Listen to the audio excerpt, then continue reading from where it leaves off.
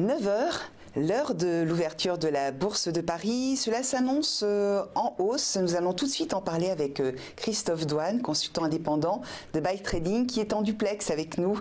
Alors Christophe, après la hausse de 1,05% vendredi et 3 séances, donc ça fait 3 séances consécutives de hausse, comment s'annonce la séance de ce lundi? Donc a priori toujours en progression. Bonjour Christine. Écoutez, j'ai une préouverture à peu près à 0,15. Tout à l'heure, on était flat. Maintenant, on repasse un petit peu dans le positif. Donc, c'est pas grand-chose. On a eu quand même, on va dire, une semaine assez terrible, une semaine de reprise assez terrible, avec un bon démarrage qu'on n'a pas vu depuis un petit moment dans le sillage des États-Unis. Donc, je pense qu'aujourd'hui, on va déjà temporiser peut-être un petit peu. On a cassé des niveaux relativement importants semaine dernière, notamment les 5430 qui faisaient une résistance depuis un mois et demi, 2 mois quasiment même. Et donc on vient buter cette fois-ci sur une résistance intermédiaire à 5480, 5485. Donc on va certainement temporiser, peut-être venir vers les 5450 potentiellement pour reprendre appui et éventuellement reprendre le chemin de la hausse. Donc Christophe, le bilan 2007, donc on a une variation. On va regarder quelles sont les principales variations de la Bourse de Paris. Donc on a, pour le CAC 40, je suis en train de regarder avec vous. Donc Christophe, on a pour le CAC 40 un petit problème technique. Oui. Donc on a Accor. Qu'est-ce qu'on a? On n'a pas encore l'ouverture. Non, on a pas encore ouvert encore, donc on peut s'attendre. Là, on avait comme principale hausse la semaine. Ça y est, ça vient on ouvre. À 5483. Voilà, donc je répète j'essaie de trouver les principales. Voilà. Donc Accor en hausse, Air Liquide, Airbus, Atos, AXA, BNP Paribas. On a Bouygues, Capgemini, Crédit Agricole. Donc on a aussi, on a constaté qu'on avait pas mal de cycliques qui revenaient sur le devant de la scène. Également, on peut peut-être dresser. Donc, est-ce qu'on voit encore les effets de la réforme fiscale aux États-Unis?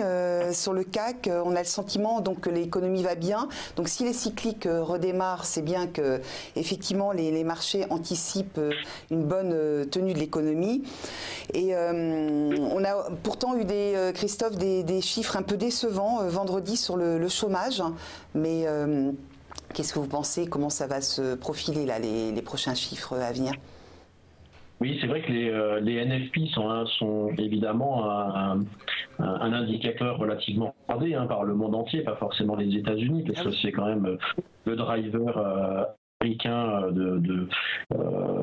qui est plus regardé notamment par la Banque centrale.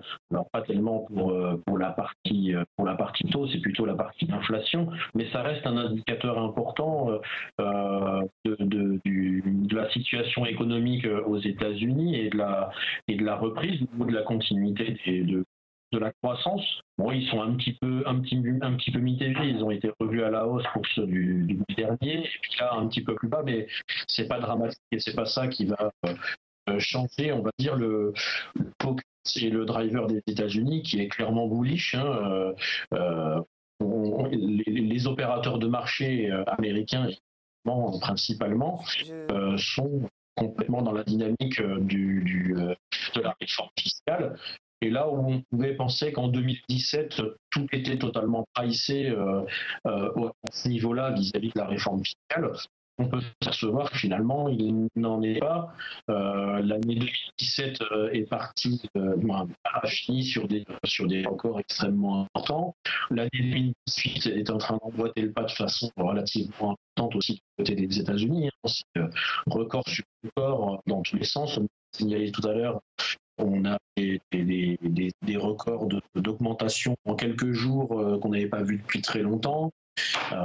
On est presque, je vais regarder ça ce matin, presque à 400% d'augmentation du Dow Jones depuis la fin 2009, depuis la fin de la crise. c'est quand même relativement important, et toujours dans cette dynamique bullish avec, bien sûr, la réforme fiscale en fond, même si derrière on a encore le shutdown qui est toujours pas à l'abri. Hein. Il y a des extensions qui se font entre les républicains et les démocrates par pas de 15 jours, mais c'est pas encore gagné. Mais bon, en tout cas, c'est pas un focus pour les marchés. Pour l'instant, c'est pas une inquiétude, mais vraiment complètement bullish et complètement positif et sur la suite de l'année, en tout cas pour le démarrage. Et là, on voit effectivement le CAC 0,37% à 5490,99. Il y a eu quand même un décalage à la fin de l'année entre les marchés européens et les marchés américains. Est-ce qu'on peut s'attendre à... c'est pour ça que ça s'explique, c'est ce rattrapage, ou bien est-ce qu'on peut s'attendre à une meilleure performance en Europe qu'aux États-Unis, ou bien est-ce que les deux continents vont aller de pair? Écoutez, les Européens ont toujours et quasiment été et quasiment la majeure partie du temps sont toujours des suiveurs des États-Unis, en tout cas au niveau des marchés. On parle toujours d'un rattrapage entre l'Europe et les États-Unis, mais on peut s'apercevoir qu'il n'y a pas souvent de rattrapage. En fait, l'Europe elle sous-performe généralement les États-Unis, sauf cas très rares. Je pense que c'est vrai que l'Europe a pas mal profité de l'extension que viennent de faire les États-Unis, mais pas autant. Et c'est pas pour autant qu'on va avoir un rattrapage des bourses européennes sur les États-Unis, parce qu'ils ont surperformé plus que. C'est pas forcément quelque chose qui se met en place. Hein, c'est les corrélations entre les États-Unis et l'Europe au niveau des indices, elle n'est pas forcément 100% corrélée. Et de manière générale, on sait que l'Europe, je dis bien de manière générale, il arrive qu'il y ait des surperformances européennes. Excusez-moi. Ça peut arriver qu'il y ait des surperformances européennes, mais c'est relativement rare. La majeure partie du temps, ça reste une sous-performance. On les rattrapages, forcément à attendre. Les indices européens ont leur vie indépendante des États-Unis. Sont un peu super, mais ils ont leur vie indépendante et ils ont aussi des supports et des résistances techniques qui sont différents. Et donc, il va y avoir un tempo au niveau technique qui va être différent aussi. Là, aujourd'hui, en tout cas pour le CAC, les premières tendances, les premiers targets à la hausse qui sont attendus, c'est un retour de ce qu'on avait pu voir pendant le premier tour de l'exponentielle française, c'est-à-dire les 5500, 5530, 5535, qu'on n'a pas vu encore depuis le mois de novembre, je crois le 8 novembre. Alors que vous voyez que depuis le 8 novembre, les États-Unis font des records sur records. La paire euro-dollar, est-ce que jusqu'où ira l'euro et va-t-il continuer son envolée là en 2018 ? Voilà, écoutez, on est dans une dynamique où en fait l'euro-dollar était depuis, on va dire depuis début septembre, il était dans un canal baissier et on en est sorti de ce canal. C'était le 28 décembre, donc vraiment les tout derniers jours de l'année 2017, on a eu une réelle impulsion haussière de l'euro-dollar, on a cassé les 1,19 et le haut de son tunnel baissier, et on est venu pile sur les plus hauts du mois de fin août. On avait atteint, c'est-à-dire les 1,2085. On est venu cette fin de semaine retoucher à nouveau les 20,85. Il est fort probable quand même qu'avant de reprendre et de casser ces 1,2085 à la hausse, qui pourrait nous donner une ligne vers les 1,25 potentiels, on va certainement venir consolider sur les 1,19 probablement avant de reprendre le chemin de la hausse. D'accord, on voit maintenant que le CAC, Christophe, prend 0,29%, donc à 5486,61. Donc parmi les valeurs à la hausse ce matin, donc on avait parlé effectivement des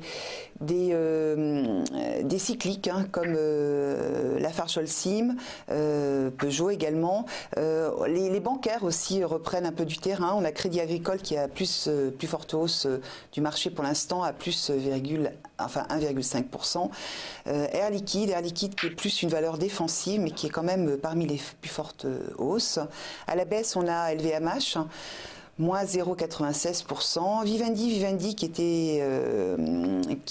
perd pratiquement 0,5%.